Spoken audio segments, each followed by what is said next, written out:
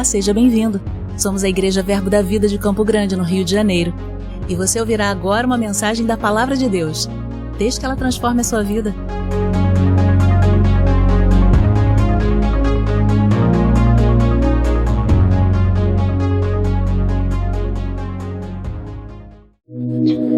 Aleluia! Graça e paz, meus irmãos. Que honra estar aqui para desfrutarmos dessa mesa. Você crê que uma mesa está posta aqui diante de nós? Eu e você poderíamos estar em outros lugares, fazendo coisas talvez, lícitas, descansando. Mas você decidiu estar aqui, então quero combinar algo para você. Se você chegou, esteja aqui. Amém? Você já chegou, diga eu já cheguei. Então se você está aqui, querido, aproveita da mesa. Amém? Aproveita desse ambiente onde o Senhor vai promover algo em nós. Você é bem-vindo às quintas especiais sobre salvação. Dê um glória a Deus aí, amado. Você vai no final dizer um glória a Deus, mas ainda feliz, amém? Porque o que o Senhor compartilhou no meu coração, e eu acredito que está inspirado no coração dessa liderança, porque é inspirado por Deus. Quando nós vamos falar de salvação, é porque isso significa que nós precisamos nos apegar às verdades ouvidas, irmãos, para que nós não nos desviemos dela, amém? E talvez você e eu nos acostumemos a ouvir que nós somos salvos. Quantos aqui são salvos em Cristo Jesus? Aleluia! Quantos aqui são salvos em Cristo Jesus? Diga aí, eu sou essa pessoa, salvo em Cristo Jesus. E eu quero já te dizer que esse é o maior presente que eu e você poderíamos receber, meu irmão.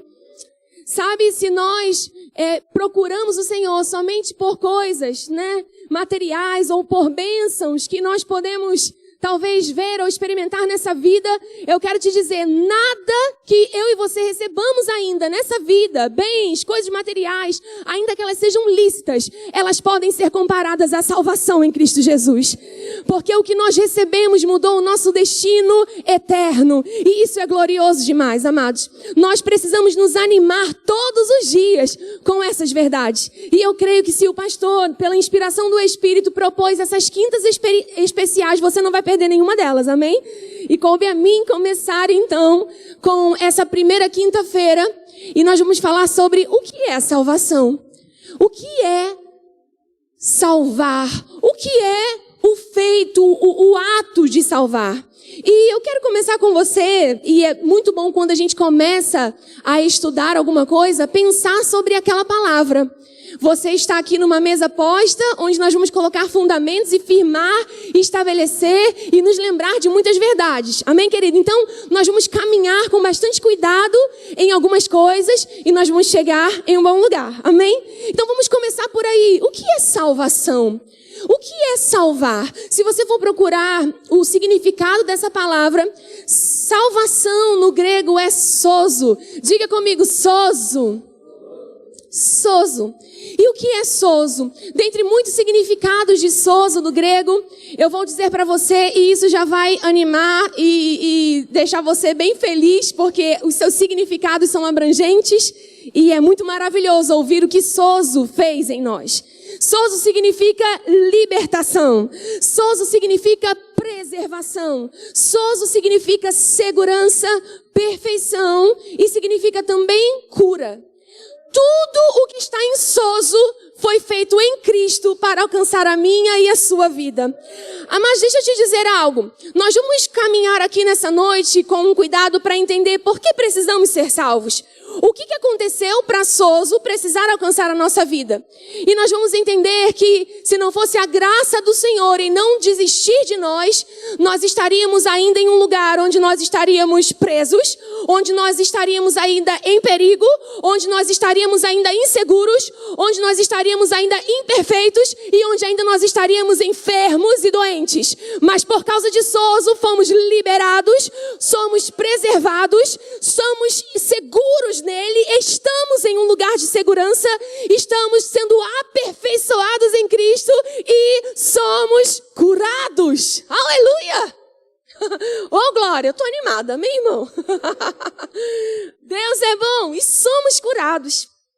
Amados, é tão interessante ver tudo isso nessa palavra. Toda vez que você lê e ela vier do grego e estiver dizendo sozo, sobre salvar no Novo Testamento, especificamente se a gente falar por aí, você vai ver que isso está significando liberar alguém de algum lugar. Curar alguém, pode ser curar alguém, pode ser colocar alguém em segurança.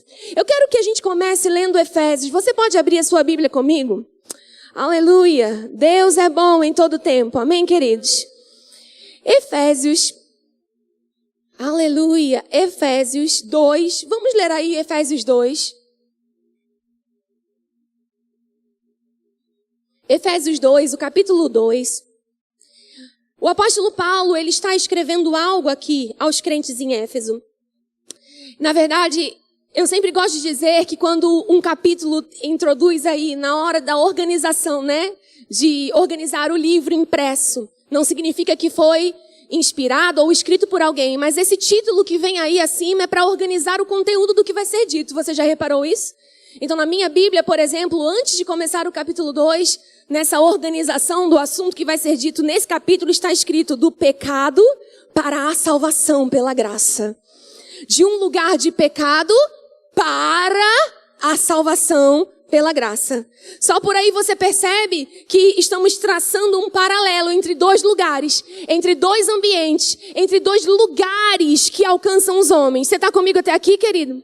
Mas eu quero que você leia um versículo comigo que é muito citado, muito conhecido, está lá em Efésios 2, o 8. A gente vai voltar depois em alguns versículos aí. Mas Efésios 2, 8 diz o seguinte: pela graça sois salvos, mediante a fé. E isso não vem de vós, é dom de Deus. Pela graça sois salvos. Pela graça sois libertos, preservados, colocados em um lugar de segurança, aperfeiçoados. Pela graça vocês são curados. Porque o que a Bíblia está dizendo aqui é que em algum momento, em algum lugar, os homens foram colocados debaixo de uma condição onde eles ficaram presos, onde eles ficaram não somente com uma natureza mudada, mas também toda a consequência de uma natureza mudada também alcançou os homens. Quando o sozo vem, sozo muda a natureza e leva as consequências desse pecado. Amém, querido? Deixa eu te mostrar algo. Aqui nesse versículo já tem duas coisas que a gente pode olhar. A primeira coisa é que quando você lê, né? Pela graça sois salvos, mediante a fé. Essa atitude ou essa iniciativa, ela vem de quem, queridos? Ela vem do próprio Deus. Quando fala que isso é dom de Deus, você percebe que a própria fé é repartida por Deus, a medida de fé que cada um recebeu. Você percebe que Ele dá a senha e Ele dá o benefício. Você está comigo? É muito interessante porque você acessa esse benefício, esse dom, mediante a uma senha. É muito interessante que o versículo já diz, está provisionado, Ele quis fazer. Pela graça sois salvos. Mediante o quê? A fé. É preciso acessar isso. É preciso entrar com essa senha. Mais uma vez entendendo que é para você, acessando pela fé, você e eu recebemos um dom de Deus, um presente de Deus. E eu gosto muito de dizer sobre esse presente, quando diz sobre dom de Deus, é que nós vamos ler algumas coisas aqui e olhar para tudo isso, essa salvação, é algo grandioso demais. E muita gente até desconfia de tudo isso. Não pode ser tudo isso. Não sei se você já foi indagado por isso, não sei, pastor. Não pode ser isso. Então quer dizer que eu creio e aí eu recebo? Alguém já foi indagado por isso, gente? Eu já. Quer dizer que então eu creio, eu ouço sobre o que Ele fez, eu ouço sobre alguém que veio para me tirar desse lugar, eu confesso, eu creio e eu recebo, é só isso. É aquela sensação de que eu preciso fazer alguma coisa, de que não é possível eu só ter que receber. Agora deixa eu dizer algo para você, esse versículo está dizendo que salvação é dom e dom é presente. Quando você vai dar um presente para alguém, você fica pensando, sabe, ai meu Deus, eu não posso dar uma coisa qualquer. Eu tenho que dar uma coisa boa, porque aquela pessoa, ela tem um pouco, né, de condição. Então você fica querendo adequar o presente à pessoa. Você tá comigo? Você tá aqui, gente? Você fica tentando adequar o presente àquela pessoa. Então, ai meu Deus, eu não posso dar uma coisinha qualquer. Só as meninas passam por isso, né? Os homens não estão nem sabendo do que eu estou falando. A gente fica assim, eu não posso dar uma coisa qualquer, porque aquela pessoa, afinal de contas, ela tem uma condição. Aí você, ai meu Deus, passa até no cartão para poder... Mas deixa eu te dizer uma coisa. Presente não está na condição de quem recebe. Presente está na condição de quem dá.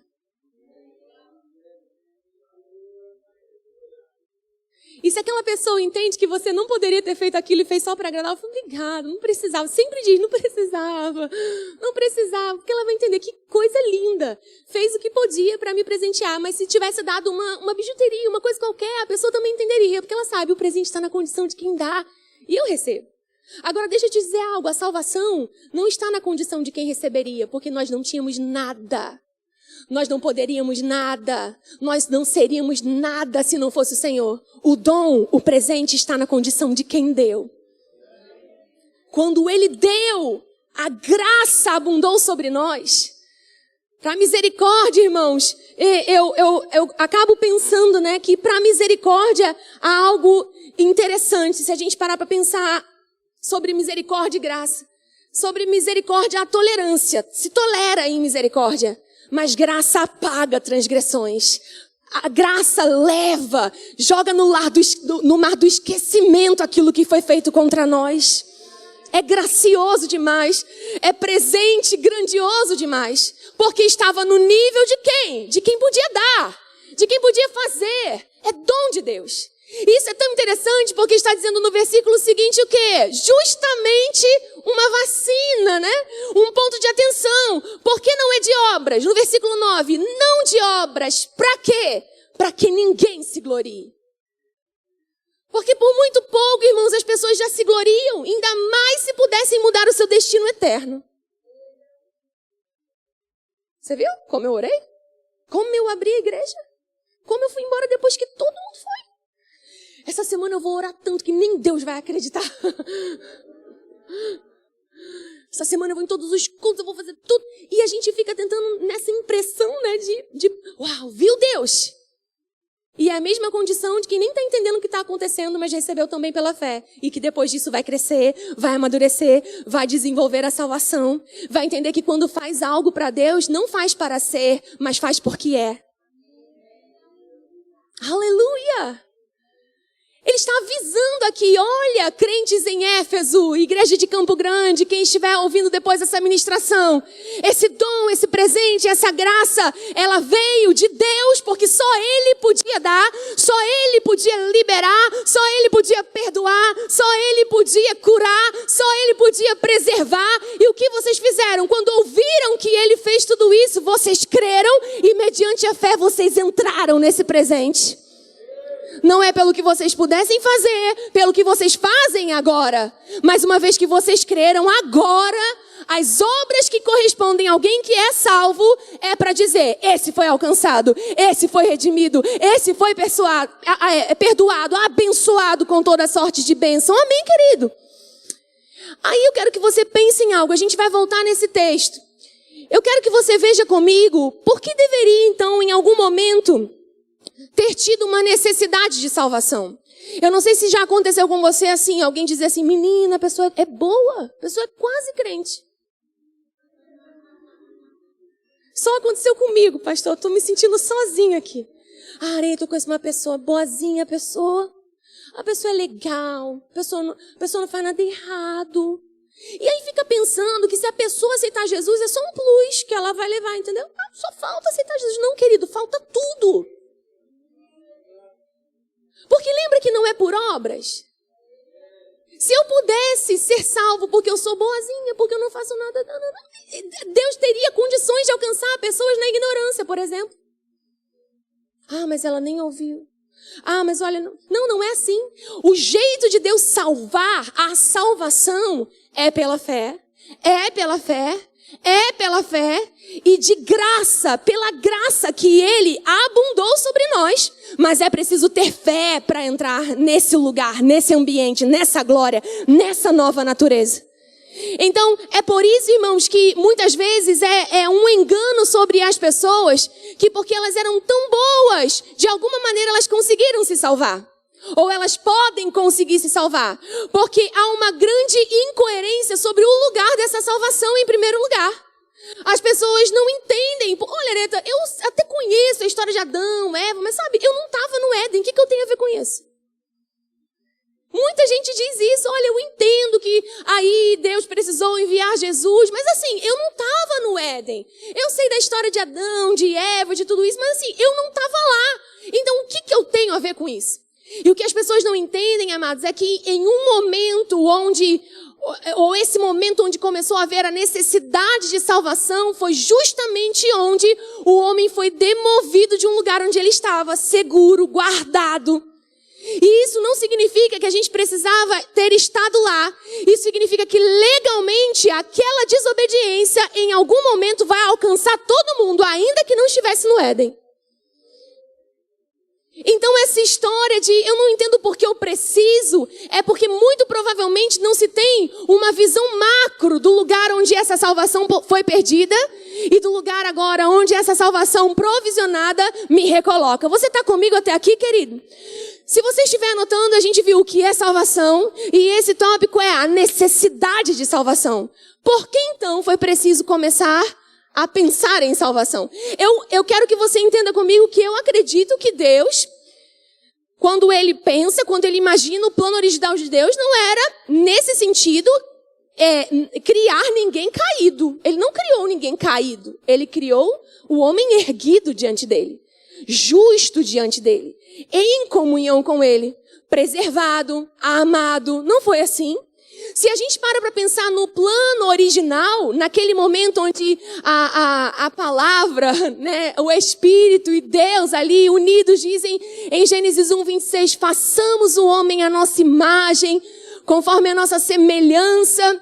Naquele momento, quando ele expressa isso, essa vontade, esse homem ele está sendo feito de uma maneira em que ele pode ser como Deus, ele pode atuar como Deus. Então ele está sendo feito perfeito. Você está comigo? No sentido de estar plenamente em comunhão com Deus, erguido, justo, em uma posição de justiça, em uma posição onde ele não necessitava, nesse primeiro momento, de ser salvo. Só que é interessante, se a gente para pensar nesse propósito da criação, nós sabemos também que esse homem ele ia crescer. Ele precisava se desenvolver. Diga comigo, desenvolver. Ele foi criado em uma comunhão com Deus, mas ele foi colocado aqui também para crescer, também para se desenvolver, também para usufruir da presença, da comunhão. Então ele ia atingir níveis de crescimento, onde cada dia o pai ia revelar algo, ia falar algo e ele ia crescer. Diga, eu fui feito para crescer. Eu vou fazer já um paralelo aqui, querido. Do mesmo jeito que quando eu e você nascemos de novo, a gente tem que ficar 10 anos do mesmo jeito que a gente está, espiritualmente falando? Não. Depois que a gente nasce de novo, o que a gente precisa fazer? A gente precisa crescer. Você entende?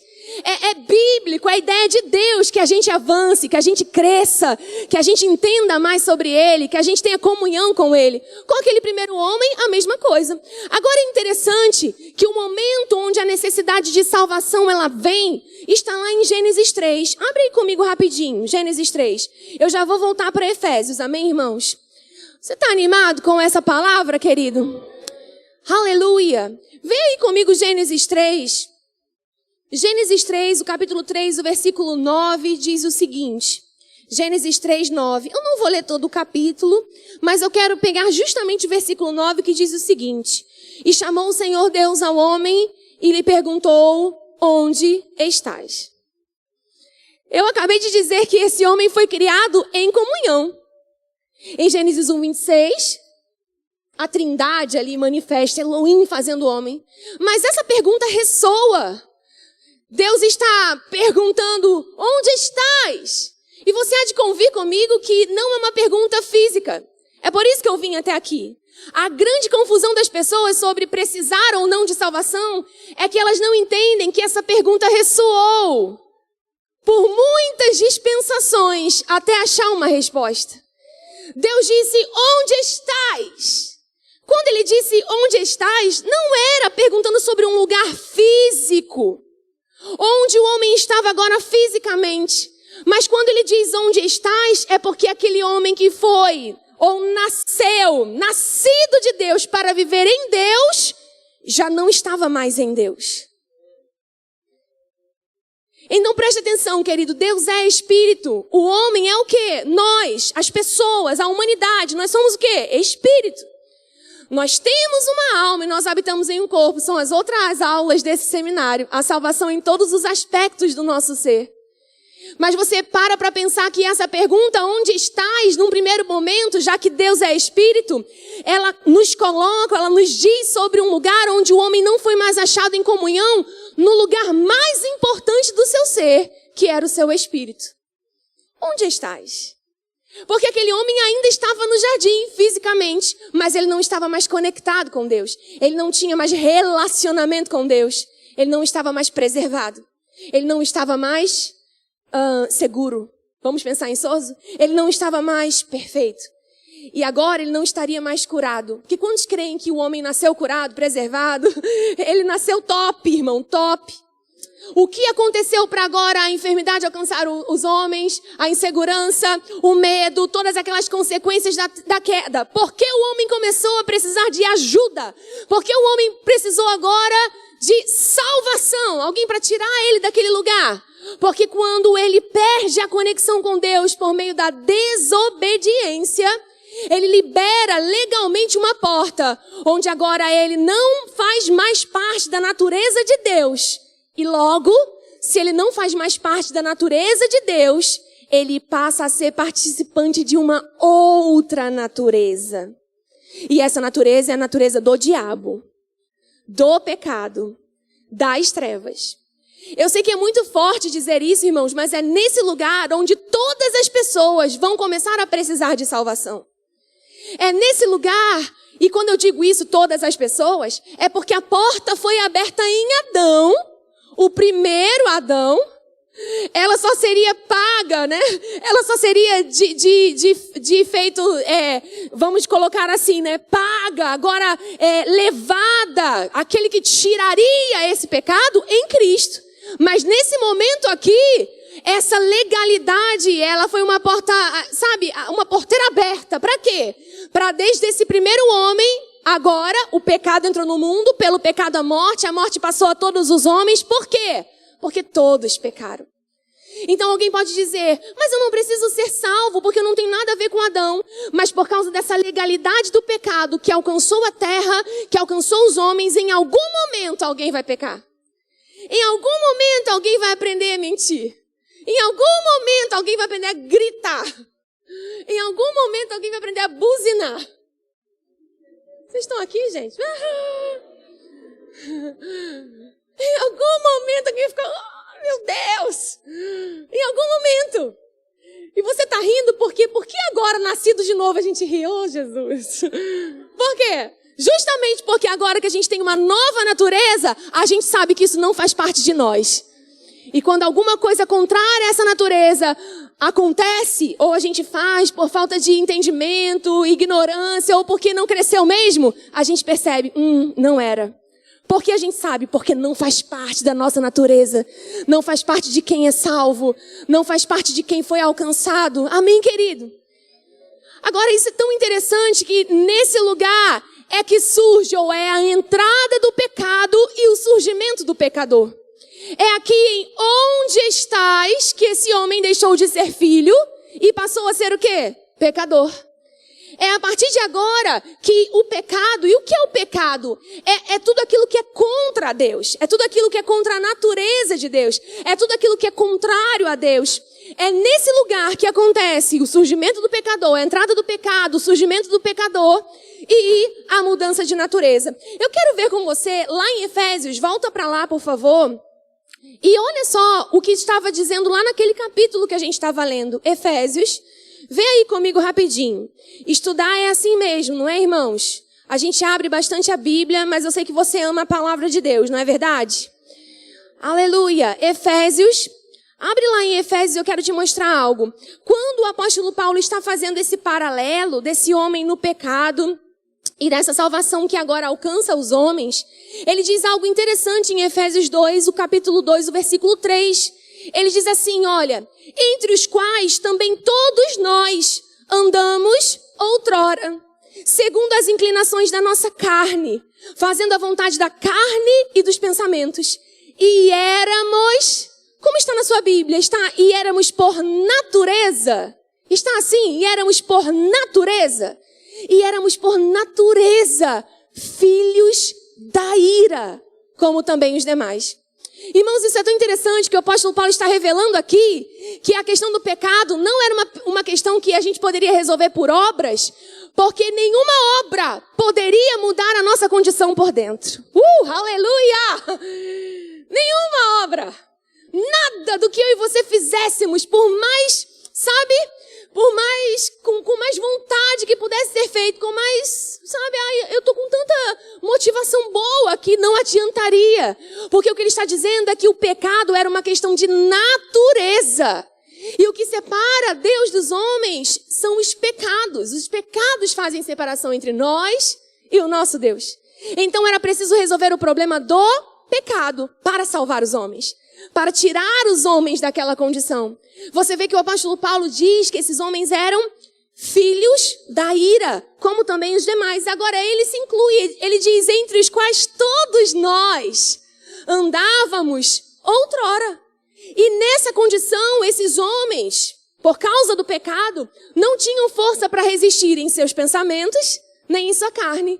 Você percebe que ele diz, naquela vida onde a gente estava ainda sem ser salvo, com uma natureza diferente, com uma força que nos colocava para baixo, debaixo de condenação, nós fazíamos as vontades do pensamento e do nosso corpo, porque o espírito, onde estás, não tinha conexão, não tinha relacionamento, não havia força para inspirar mente e corpo a realizar a vontade de Deus. Você está comigo até aqui, querido?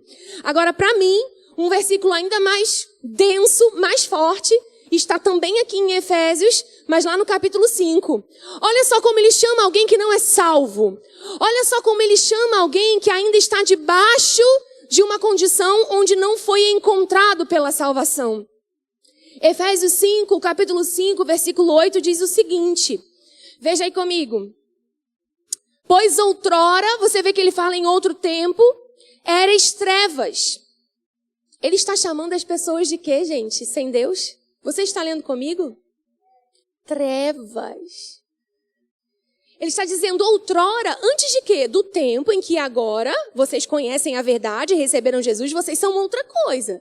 Mas antes disso, antes da salvação, vocês eram trevas. Ele está chamando uma pessoa que não encontrou ainda a salvação de quê, gente? Filho da ira, treva.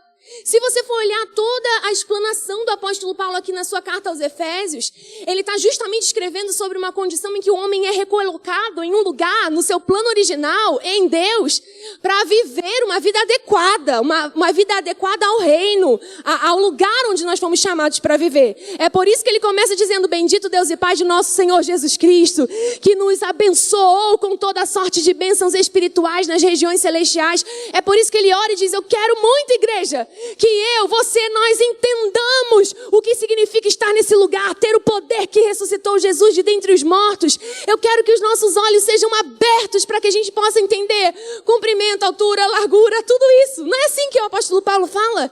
Ele diz, olha gente, não foi uma coisa simples não. Não foi uma coisa boba não. Não foi porque foi de graça que não teve um preço para alguém. Não foi porque foi de graça que alguém não pagou essa conta. Alguém pagou essa conta. E toda a questão é, essa pessoa que pagou a conta não tinha nada a ver com isso. Sabe, é interessante notar que quando ele diz, pois outrora erais trevas, ele continua fazendo agora um paralelo. Porém agora sois o quê, pessoal? O que está escrito aí? Sois luz no Senhor. Agora sois luz no Senhor. Andai como filhos da luz. E aí ele começa a dizer que agora salvo, nós temos um jeito de viver diferente. É por isso que lá no capítulo 2 ele diz, não por obras, para que ninguém se glorie, mas somos feitura dele, criados nele para boas obras. Então, ele está dizendo, agora que foi alcançado, agora que foi liberado, liberto, perdoado, deve haver um andar correspondente de alguém que foi alcançado, de alguém agora que é luz, de alguém agora que foi perdoado, que agora é adequado à herança que lhe cabe nesse reino. Amém, querido? Você está aqui? Amém? Agora, olha só, Quando a gente fala sobre filho da ira, sobre treva, a gente está falando sobre posição e sobre natureza. Eu falei tudo isso para explicar que não tem mesmo como essa frase ser entendida, senão como falta de entendimento. Mas a pessoa é boa, só precisa de Jesus. Então agora nós já sabemos, não tem como dizer isso. Porque não é porque essa pessoa faz alguma coisa boa que ela pode ser salva. Todos precisam sair dessa condição, sair desse lugar. E só se pode fazer isso crendo que alguém fez isso no nosso lugar. E só se pode sair desse lugar crendo que a obra não foi nossa, mas foi de alguém. E ela está perfeita, e ela está acabada, e ela está consumada. Amém, querido? É muito interessante que aqui eu só vou citar, eu não vou abrir, mas o próprio Jesus, ele usa uma linguagem de filiação. Quando ele está falando lá em João 8, ele diz, olha, vocês estão dizendo que são filhos de Abraão, mas vocês deviam ter as mesmas obras de Abraão. Tá vendo como a questão não é isso? Ele está dizendo, sabe qual é o problema de vocês? Vocês não estão crendo em mim. Você vê que a questão não é a obra nesse sentido, mas vocês deviam estar crendo em mim. Por quê? Porque Abraão viu o meu dia. Abraão entendeu que eu viria. Ele creu e ele se alegrou. E por que vocês estão desconfiando, dizendo que eu sou filho, que eu estou operando por Beelzebu, que eu não sou de Deus? Por quê? Porque vocês não estão crendo como Abraão creu. Ele viu o meu dia, ele se alegrou. E eles falaram, Jesus, você não tem nem 50 anos e você está dizendo que viu Abraão. Ele disse, antes que Abraão existisse, eu sou. E Jesus, ele traz uma linguagem bem dura. Ele diz, vocês são filhos do diabo, que é vosso pai, porque vocês satisfazem os seus desejos. O diabo, ele jamais se firmou na verdade, nele não há verdade, ele é mentiroso e ele é pai da mentira. Você vê que é nesse contexto que Jesus usa uma outra expressão para filiação. Ele está dizendo, realmente tem gente que é filho de Deus. E realmente tem gente que infelizmente é o quê, pessoal? Você fica até meio assim de dizer, né? Nem saiu ali no som, ó. Filho do diabo. Não está errado. Está certo. Deixa eu te dizer uma coisa. Tem como... Vamos lá, Elô vai falar assim, Areta, Maria Luísa é minha filha. Eu vou falar, não, Maria Luísa é minha filha, olha aquele cabelo.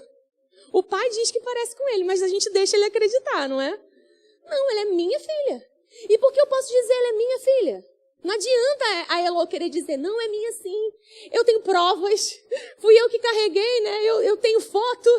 Mas, além de tudo, eu posso dizer que ela é minha filha por quê? Porque ela veio de mim. Então, isso é muito interessante, irmãos, porque há um engano sobre salvação, porque as pessoas dizem assim, mas todo mundo é filho de Deus, né, minha irmã? Não, Deus só é pai de quem nasceu dele.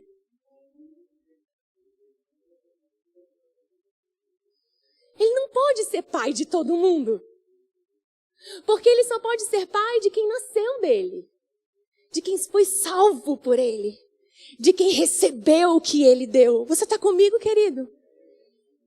Então, ainda que seja muito duro dizer, Areta, existe uma outra natureza? Sim. Existe uma outra filiação? Sim, irmãos. Existe uma outra nomenclatura para quem não é luz, sim, treva.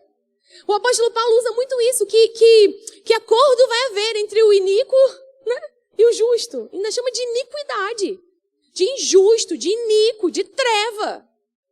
Não é para sair chamando ninguém de treva não, hein, irmão? Amém?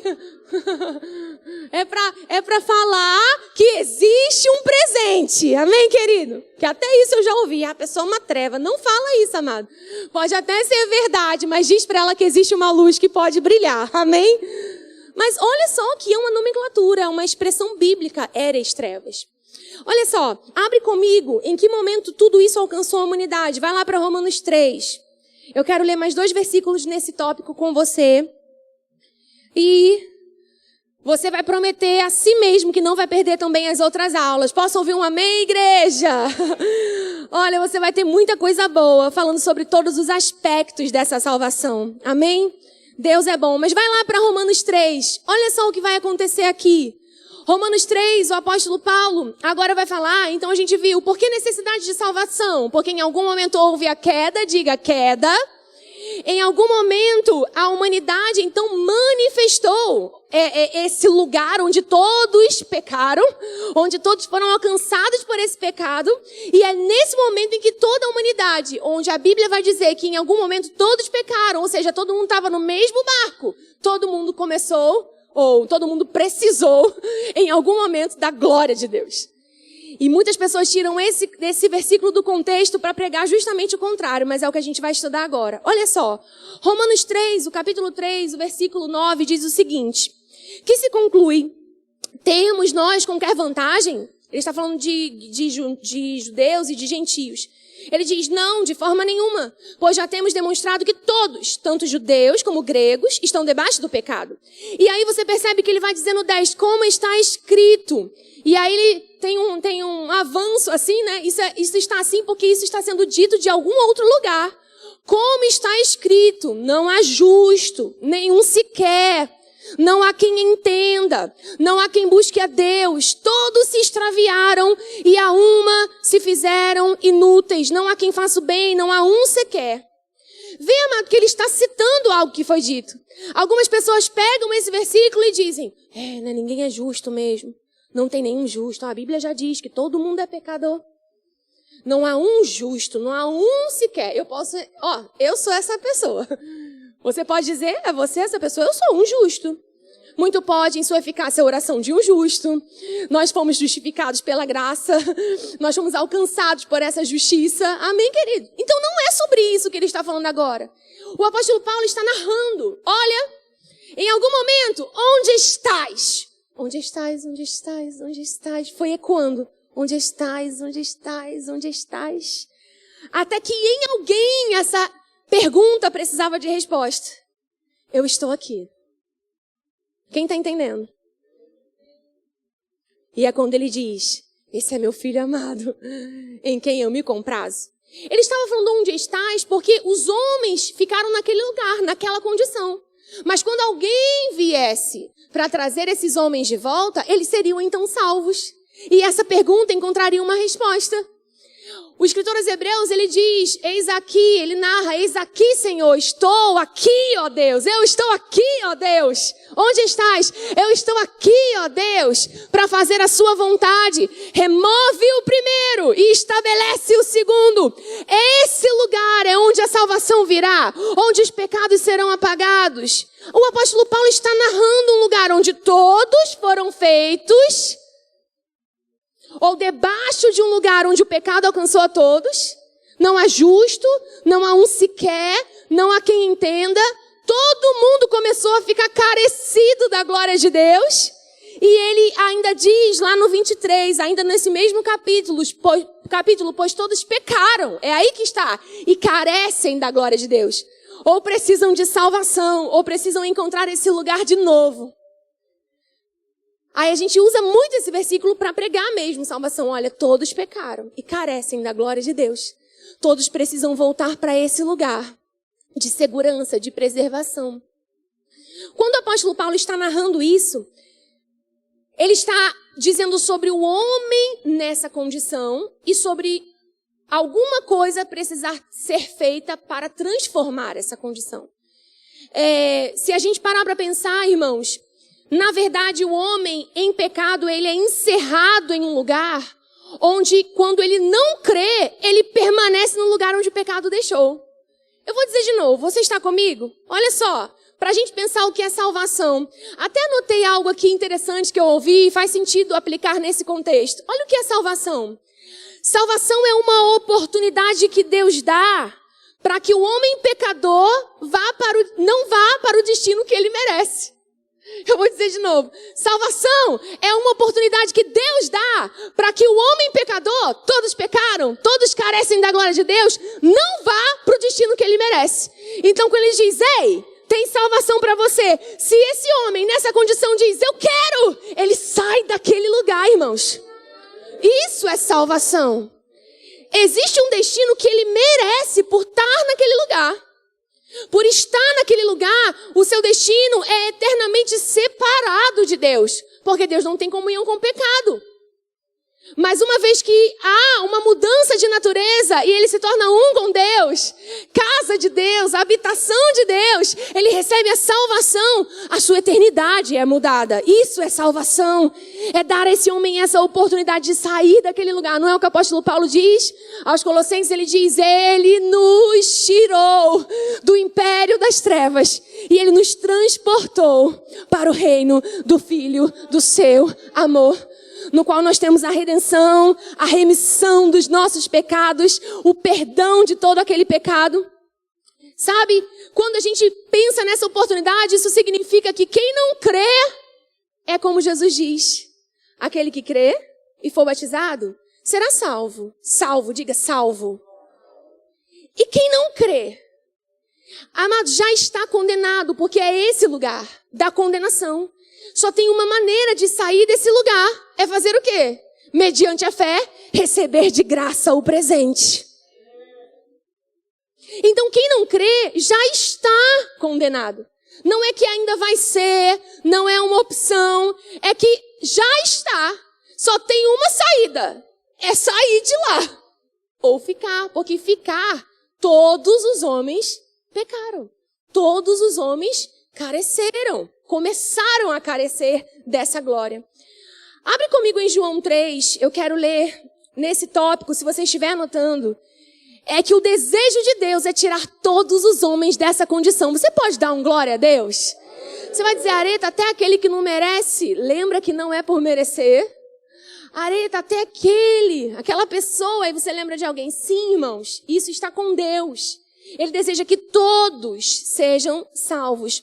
Olha aí o que a Bíblia diz em João. Eu tenho 10 minutinhos, mas eu sei que temos ainda nesse final algo precioso. Amém, querido? Olha só em João 3, capítulo 16, diz o seguinte. Todo mundo sabe de cor, porque Deus amou o mundo de tal maneira que deu seu Filho unigênito, para que todo aquele que nele o quê, gente? Crê. Mediante a fé, crê. Não o quê? Pereça, mas tenha a vida eterna. Vê que é para tirar desse lugar de condenação. Para que todo aquele que nele o quê? O que essa pessoa precisa fazer? Crer. Quando eu creio, o que é certo nisso? Que eu não vou perecer. E sim, ter a vida eterna. Agora, você já leu o restante desses versículos que estão aí? A gente sabe João 3,16. Mas olha só o que está no 17. Porquanto Deus enviou o seu Filho ao mundo, não para que julgasse o mundo, mas para que o mundo fosse salvo por ele. Quando ele provisionou a salvação, a libertação, a preservação, a segurança, a cura, ele fez isso para quem? Para todo aquele que crê. Irmãos, muitas pessoas, elas confundem isso com Deus escolher um ou outro para ser salvo. Então você vai, você não vai, deixa eu ver a sua cara. Você não tem cara de salvo. Não, você tem, você não tem, você tem, você não tem. Não, Deus não está brincando com isso, irmãos. Deus provisionou a salvação. É para o mundo, é para todo aquele que crê.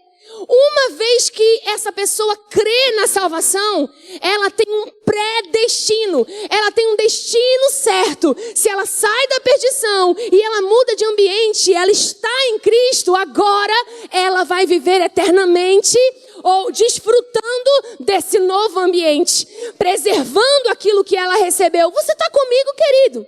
Ela tem a proposta dessa vida eterna, ela recebe esse presente, mas quem decide colocar essa pessoa lá ou não?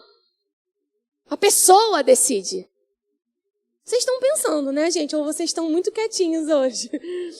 A pessoa decide. A pessoa decide. Deus não pode decidir sobre isso. E algumas pessoas confundem esse aspecto da salvação, de Deus fazer ou não fazer, de alguém ser salvo ou não. Deus salva essa pessoa, salva. Ele já salvou. Deus salva, o Senhor salva essa pessoa. Essa não é a oração.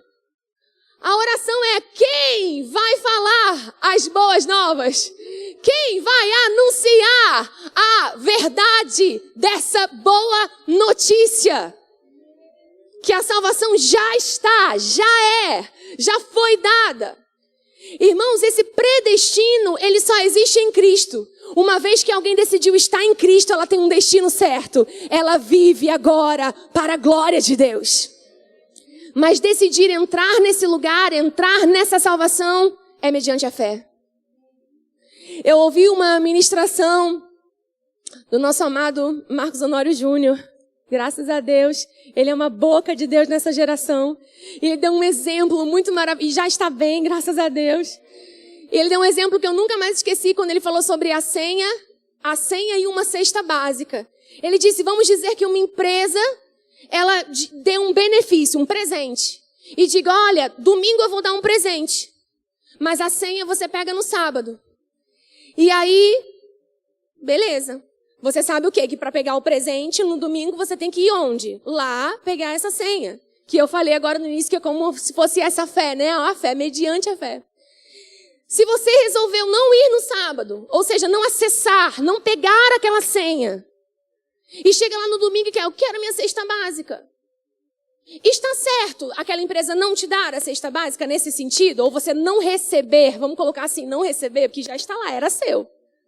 Está certo, porque é justo não entrar naquele benefício. Por quê? Porque você não pegou a senha, você entende? Agora, não foi uma questão da empresa dar ou não dar. Isso que é o melhor de tudo, né? Vou colocar assim, melhor dizendo, não é uma questão da empresa dar ou não dar. É uma questão de que a pessoa, ela precisava ter acessado para receber. A empresa não pode nem ter sido questionada: ah, mas você não quis dar o benefício. Não. Deus não pode ser questionado: ah, mas você não quis dar a salvação. Não. Ele deu a graça, a salvação, e ele ainda repartiu a fé. Tem que acessar, amado, esse lugar, pegar essa senha e dizer: Senhor, eu não estava lá, eu não vi, mas eu recebo aquilo que o Senhor disse que é meu.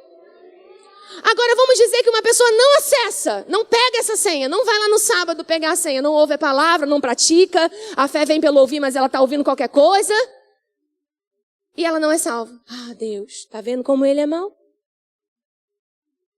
Ele não salvou. Não, ele salvou. Ele não pode ser acusado de injusto, porque algumas pessoas não se salvarão. Porque ele já deu o presente, irmãos. E o fato de Deus saber, na sua presciência, quem será salvo e quem não será salvo porque ele sabe, não significa que Deus é responsável pelas escolhas dos homens. Eu vou dizer de novo. O fato de Deus saber, na sua presciência, porque ele sabe quem vai ser salvo ou não, não faz de Deus o responsável pelas escolhas dos homens. Os homens têm uma escolha a fazer para entrar, para acessar essa salvação. Amém, querido? E aí, pra gente caminhar aí, eu vou te dar mais um versículo. Olha só, no 18. Salvo por ele. Quem nele crê, não é julgado. Quem nele crê, não é julgado. O que não crê já está julgado, porquanto não crê no nome do unigênito Filho de Deus. Qual é a maneira, então, de não ser, nesse sentido, julgado ou ser salvo? É crer no Filho de Deus. E eu quero que você abra lá, ou só anote o que está... Não precisa abrir, eu quero abrir outro com você. Eu quero que você se lembre o que o apóstolo Paulo diz.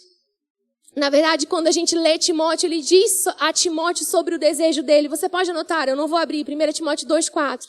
Ele diz: o qual deseja, está falando sobre Deus, que todos os homens sejam salvos. Aleluia! O qual deseja que todos os homens saiam dessa condição, sejam salvos. E não somente que sejam salvos, irmãos. Depois de ser salvo, ele diz, que é o que a gente vai estudar nesses dias, que cheguem ao pleno conhecimento da verdade. O apóstolo Paulo tem essa linguagem sobre desenvolver a salvação com temor, tremor. Essa salvação, ela alcançou o nosso espírito em primeiro lugar, mas há uma parte minha, uma parte sua que Deus não vai fazer. E é o que nós vamos estudar nas próximas aulas. Alguma coisa com a nossa mente que é preciso ser feita, com o nosso corpo, mas o espírito, só ele podia alcançar. Amém? E aí eu quero que, no último tópico, só para recapitular aqui, nós vimos o que é salvação, a necessidade de salvação, porque foi preciso, então, começar, né?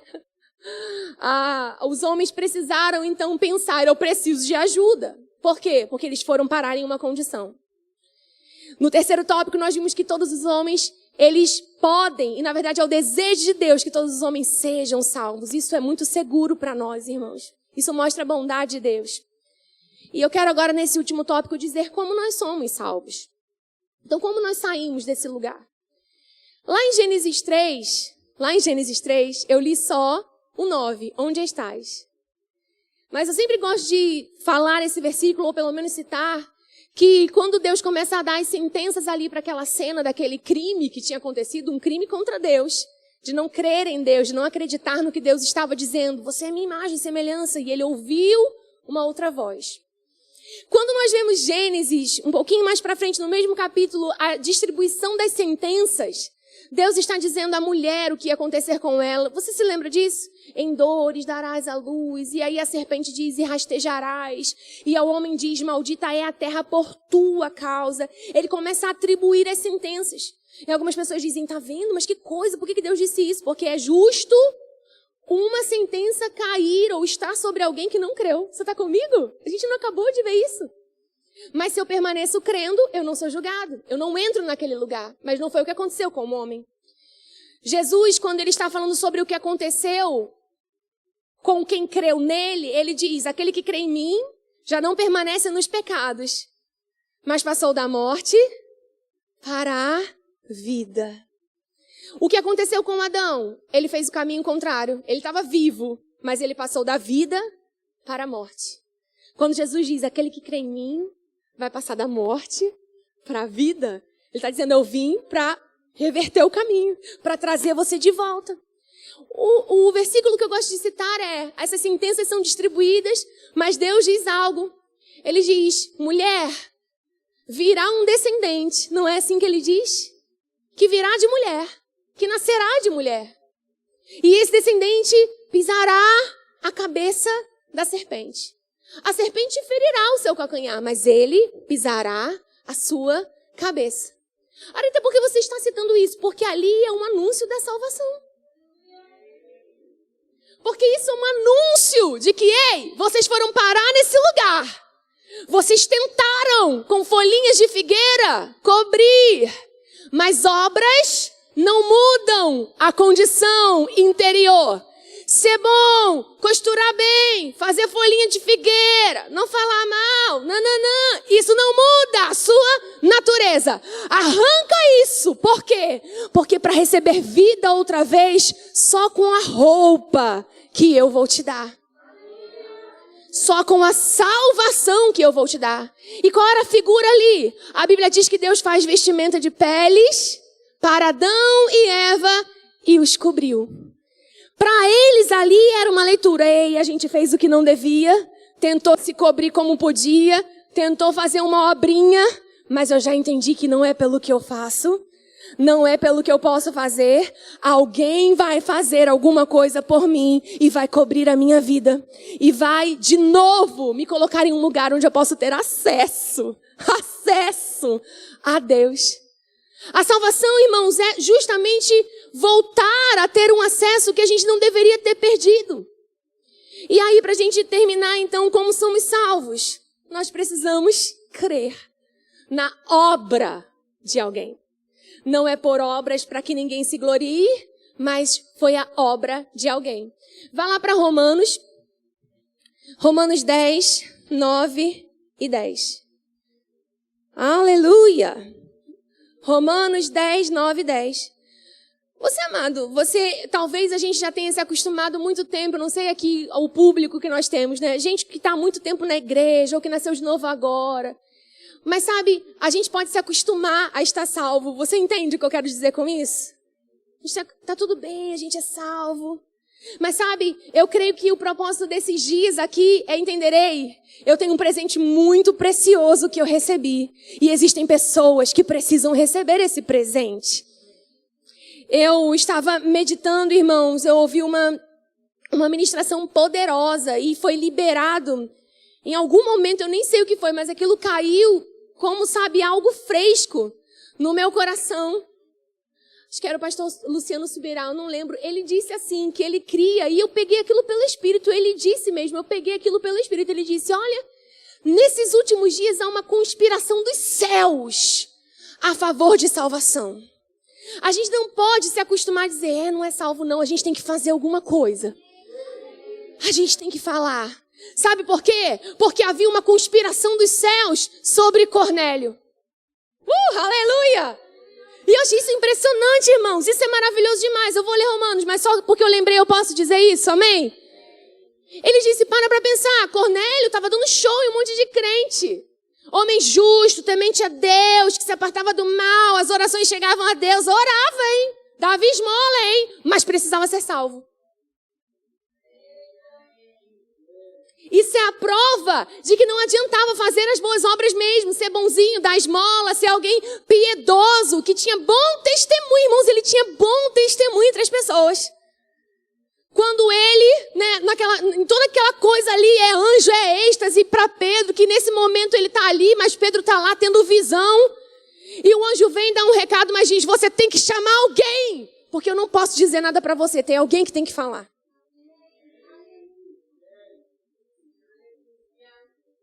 Então pode ter anjo querendo trabalhar. Você está entendendo, irmão? Pega isso pelo Espírito. Pode ter anjo querendo trabalhar. Chama alguém, chama ele. Ele vai te dizer o que é salvação. Chama ela. Ela vai te dizer como Pedro foi acionado, uma conspiração dos céus a favor de Cornélio. Pedro vai lá, não, eu não vou, vai lá. Não vou, vai lá, Pedro. Vai lá, Pedro, você está com tudo que você precisa. Não, mas eu não vou. Amado, não é momento de ficar, Senhor, aqui no trem, aqui no metrô. Aqui no calçadão de Campo Grande. Fala. Há uma conspiração dos céus. Fala. E é quando ele é alcançado por a salvação, por aquela salvação, toda a sua casa. A Bíblia diz, irmão, que não deu tempo nem de fazer apelo. Quando Pedro estava falando, eles, gente, sobre os gentios caiu então o Espírito Santo. É para todo mundo. Aleluia! Meu Deus, então é isso mesmo, é para todo mundo. Uma ministração simultânea ali. É para todo mundo que crê. É para todo mundo que quer receber, irmãos. E a Bíblia diz, a Bíblia é bem clara em dizer que eles ouviram o que Pedro estava dizendo. É em Atos 10:38 que está no contexto dessa pregação, como Deus ungiu a Jesus de Nazaré com o Espírito Santo, com poder, o qual andou por toda parte, fazendo bem. Eles entenderam, alguém veio pagar. Eu quero. E eles receberam. Mas você vê que um anjo não pôde pregar a salvação. Um anjo disse, alguém vai vir e vai dizer para você as boas notícias.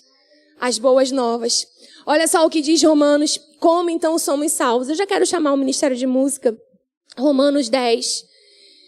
O apóstolo Paulo então vai dizer qual é a maneira de alcançar essa salvação. Romanos 10. Você vai abençoado nessa noite, querido. Existe algo chacoalhando aí por dentro do teu espírito, sabe?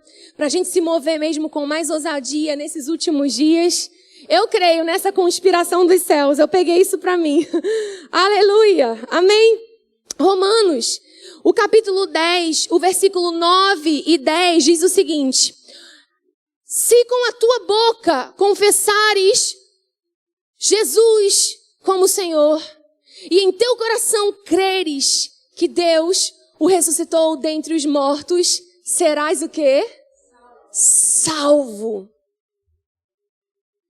Ou seja, serás liberado, libertado, preservado, seguro, aperfeiçoado, curado. Ele diz, porque com o coração se crê para a justiça e com a boca se confessa a respeito da salvação. Como a fé vem, irmãos? A fé vem pelo ouvir. Alguém ouve uma palavra como essa e percebe. Realmente existe um vazio que nada pode preencher. Que não é externo, que não é exterior.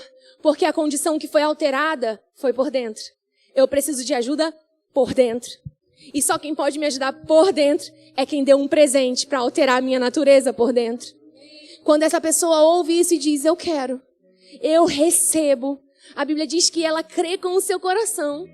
Quando ela confessa com a sua boca, Jesus é Senhor da minha vida, será salvo. é salva. Amados, eu creio que é um momento da gente começar a fazer muita festa quando alguém confessa Jesus. Quando eu olho alguém confessando Jesus, primeiro que eu me emociono. Segundo que eu já imagino aqueles negócios com um monte de... Porque a festa é no céu a festa. Então você pode estar pensando em qualquer outro. Eu tô lá no meu, eu tô só pensando assim, meu Deus, essa pessoa ainda não sabe completamente. Mas nesse momento ela foi liberada de um império de trevas. E agora ela é transportada para um reino de justiça, de paz, de alegria. O diabo não tem mais domínio sobre ela. Ela agora tem uma nova filiação. Ela não é mais filha do diabo, agora ela é filha de Deus. Agora toda a autoridade do diabo que existia sobre a vida dela foi quebrada, anulada, exposta à vergonha por Jesus na cruz. Cancelado toda a dívida que estava sobre ela. Ela é liberada para viver em Deus, para a glória de Deus. Ela ainda não sabe, Senhor, mas o que está acontecendo com ela é que ela está recebendo o Espírito de toda graça. Não que vai e volta, não que ela agora precise entrar na sua presença, mas que agora, nesse lugar, nessa salvação, o teu Espírito agora habita em cada um de nós e está habitando nela. Senhor, ela não estará mais sozinha, ela não estará mais só, agora ela estará contigo para sempre. Ele diz, você jamais será deixado só, eu jamais te deixarei, jamais te abandonarei. Oh, glória! Quantas coisas maravilhosas estão acontecendo naquele momento. Deixa eu te dizer, essa salvação por dentro, ela é um momento instantâneo na vida de quem nasceu de novo. Existe um processo da salvação, que é o que você vai aprender no restante das aulas, mas ali, naquele momento, o espírito dessa pessoa é alcançado. E ela agora recebe um novo coração. Aleluia. Pra gente, você não precisa mais abrir. Mas eu disse que eu ia voltar lá em Efésios, eu quero só ler com você. Não precisa abrir, só me ouve agora. Eu quero ler agora tudo que Paulo disse ali aos Efésios. E você pode fechar os seus olhos e agradecer ao Senhor por esse presente, por essa salvação. Aleluia, aleluia, aleluia. Esses dias eu peguei a Maria Luísa lá fora na varanda assim. Quando Jesus estendeu a sua mão, eu fiquei olhando pela janela. Ela estava arrumando as bonecas dela e estava. Quando Jesus estendeu a sua mão, quando Ele estendeu a sua mão para mim, eu era pobre e perdido, sem Deus, sem Jesus. Quando Ele estendeu a sua mão para mim. E eu fiquei ali, irmão, sendo preenchida por aquela graça. Eu disse, como pode? Ela tá arrumando as bonecas dela e dizendo que ela recebeu uma mão estendida. Essa salvação foi a mão estendida de Deus. Vem, vem, eu te tiro desse lugar. Eu te trago para um outro ambiente. Eu te dou uma nova vida. Eu te faço uma nova proposta. Não, você pode receber uma nova natureza. Você pode segurar na minha mão e sair desse lugar. Você era assim pobre, você era assim perdido. Você não tinha Deus, não tinha Jesus. Mas eu estendi a minha mão, eu providenciei. Foi de graça, foi para você. Foi porque eu quis, foi porque Ele quis. Aleluia. O apóstolo Paulo diz, Ele vos deu vida, estando vós mortos em vossos delitos e pecados, nos quais andastes outrora, segundo o príncipe deste mundo, segundo a potestade do ar e do espírito que agora atua nos filhos da desobediência, entre os quais todos nós andamos outrora, fazendo a vontade da carne. E éramos filhos da ira, mas Deus, sendo rico em misericórdia, por causa do grande amor com que nos amou, e estando nós mortos em nossos delitos, em nossos pecados, Ele estendeu a sua mão para mim. Ele nos deu vida juntamente com Cristo.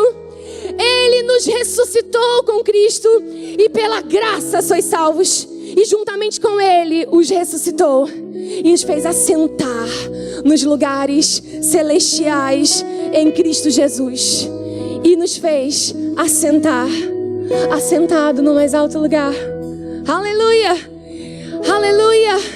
Imbatível, com Deus que tudo conquistou. Esse é o nosso lugar, queridos. Você pode se colocar de pé? Vamos agradecer ao Senhor por essa salvação. Aleluia! Você pode ser grato a Ele nessa hora, meu amado. Você pode não negligenciar essa salvação e entender, Senhor, onde eu estaria se não fosse o Senhor? Onde eu estaria se não fosse a sua graça, o seu amor? Onde eu estaria, Senhor, se não fosse a sua mão estendida para mim? Aleluia! Aleluia!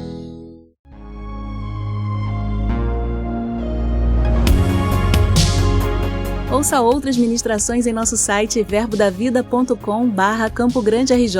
Nos acompanhe também em nossas redes sociais, Facebook, Instagram e YouTube. Seja abençoado na prática dessa palavra.